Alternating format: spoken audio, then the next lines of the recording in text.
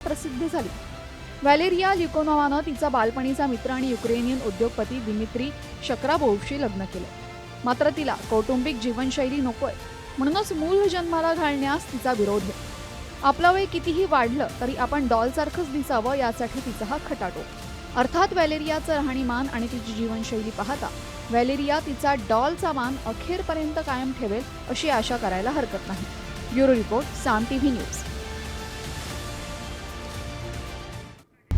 आता isakal.com आहे देशातील नंबर 1 ची मराठी न्यूज वेबसाईट। प्रत्येक अपडेटसाठी isakal.com ला नक्की भेट द्या।